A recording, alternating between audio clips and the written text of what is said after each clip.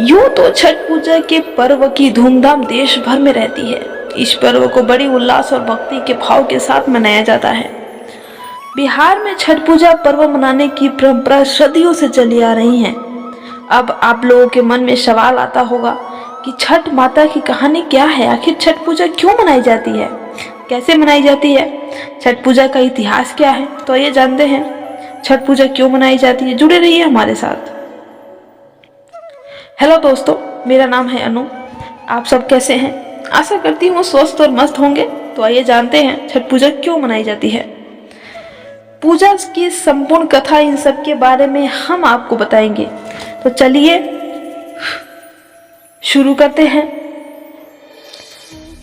पूरे देश में छठ पूजा मनाने की अनूठी परंपरा कब और कैसे शुरू हुई थी। माना जाता है कि सृष्टि की और सप्तमी तिथि को सूर्य विशेष आराधना करते थे। मान्यता है कि तब से ही यहाँ छठ पूजा की परंपरा शुरू हुई थी। इसके अलावा सूर्य पुराण में भी यहाँ के देव मंदिरों का उल्लेख मिलता है। इसलिए बिहार में छठ पूजा का विशेष महत्व होता है। कहा जाता है कि छठ पूजा का व्रत रखने से निसंतान को संतान की सुख की प्राप्ति होती है, साथ में परिवार की खुशहाली का आशीर्वाद भी प्राप्त होता है। बिहार में छठ पूजा की प्रथा महाभारत के काल से जुड़ी हुई है। पौराणिक कथाओं के अनुसार सूर्य पुत्र कर्ण का संबंध बिहार से भागलपुर से माना जाता है। यहाँ वो सच्ची श्रद्धा से सूर्य देव की उपासना करते थे। पानी में घंटों तक रहकर भगवान सूर्य को अर्घ्य देते थे। इसके संबंध में कई मान्यताएं प्रचलित हैं। कहा यह भी जाता है कि छठ पूजा की शुरुआत द्वापर युग में हुई थी, जब महाभारत का युद्ध घटित हुआ था। तब जुआ में पांडव अपना पूरा राजपाट हार गए थे, तो उन्होंने उनकी पत्नी को द्रौपदी ने एक प्रण लिया था कि अगर उन्हें दोबारा से राजपाट की प्राप्ति होगी तब छठ मैया की पूजा विधि विधान के साथ करेंगे। जिसके फलस्वरूप जब महाभारत में पांडवों की जीत हुई तो काफी धूमधाम और हर्षोल्लास के साथ माता छठ की पूजा की गई और उसके बाद छठ पूजा मनाने की परंपरा शुरू हो गई। इस संबंध में दूसरी कहानी ये भी है कि जब श्री राम रावण का वध किया और वापस आए, तब अपनी पत्नी की सीता के साथ जाकर सरयू नदी पर भगवान सूर्य देव की पूजा उपासना की।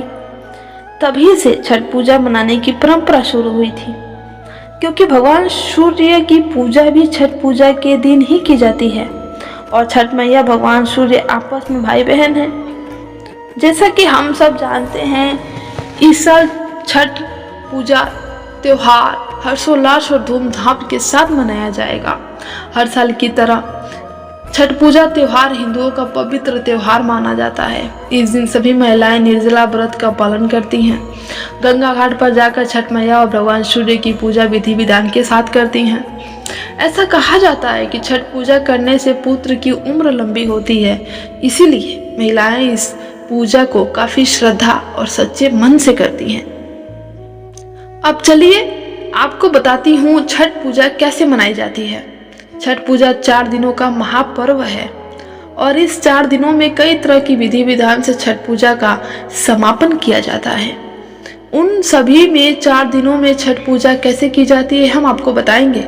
सबसे पहला पड़ाव होता है नहाएं खाएं। पहला दिन छठ पूजा का नहाए खाए के रूप में मनाया जाता है और इस दिन छठ पूजा करने वाली महिलाएं सबसे पहले अच्छी तरीके से स्नान करती हैं, अपने आप को पवित्र करती हैं। जिसके बाद में घर में शुद्ध शाकाहारी भोजन बनाया जाता है। इस भोजन में कद्दू, भात, दाल और प्रमुख तौर पर बनाए जाते हैं। उसके बाद व्रत रखने वाली महिलाएं सबसे पहले खाने को खाएंगी, जिसके बाद ही घर के दूसरे लोग खाएंगे। इसके बाद प्रसाद का वितरण सभी लोगों के बीच में किया जाएगा। दूसरा पड़ाव होता है खरना। दूसरे दिन दिन भर का उपवास रखने के बाद शाम को भोजन करते हैं, इसे खरना कहा जाता है। इस दिन प्रसाद के रूप में चावल का खीर और रोटी बनाई जाती है, जिसके बाद उसे माता छठ मैया को अर्पित किया जाता है और फिर उसका पूजा करने वाली महिलाएं उसे खाती हैं। इसके बाद उसका वितरण प्रसाद के रूप में किया जाता है। सभी लोगों के घर में किया जाता है। लोगों को घर में आमंत्रित किया जाता है और सबसे पहले महत्वपूर्ण बात यह है कि इन दिनों चीनी नमक दोनों का इस्तेमाल नहीं किया जाता है। खीर बनाने के लिए मीठा यानी गुड़ का प्रयोग होता है। इस दौरान पूरे घर की स्वच्छता का विशेष तौर पर ध्यान रखा जाता है। अगला तीसरा पड़ाव होता है संध्या यानी अर्घ यानी डूबते हुए सूरज की पूजा करना। तीसरे दिन सभी लोग गंगा घाट जाते हैं। छठ मैया पूजा के लिए प्रसाद के रूप में ठेकुआ चावल बनाए जाते हैं। विभिन्न प्रकार के फल होते हैं। प्रसाद के रूप में माता छठ को अर्पित किया जाता है। इसके बाद बांस की टोकरी में सभी प्रकार के फल को सजा दिया जाता है।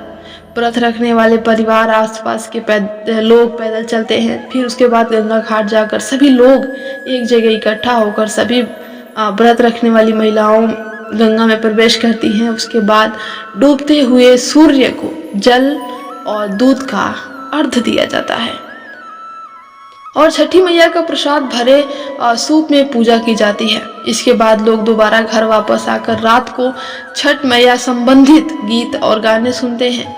अगला और चौथा पड़ाव होता है सुबह का अर्घ यानी उगते हुए सूरज की पूजा करना। चौथे दिन सुबह के समय जब सूर्य निकलता है तो उसकी पूजा की जाती है और पूरी प्रक्रिया तीसरे दिन जैसे ही होती है।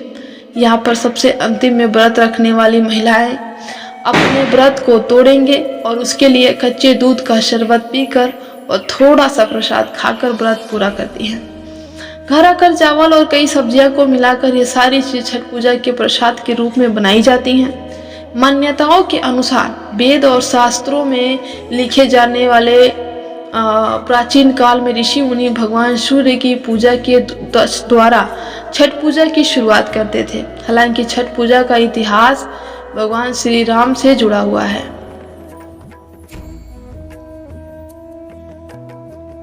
कथा के अनुसार सीता राम दोनों ही सूर्यदेव की उपासना करते थे और जब श्री राम 14 वर्षों के वनवास के बाद अपने घर लौटे थे तो सबसे पहले उन्होंने सरयू नदी जाकर भगवान सूर्य की पूजा करके और उन्होंने आशीर्वाद लिया था। उसके बाद छठ पूजा मनाने की परंपरा शुरू हुई थी जो कि आज तक कायम है।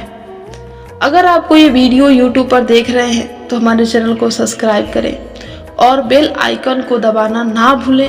अगर आप Facebook पर ये वीडियो देख रहे हैं तो हमारे पेज को लाइक करें।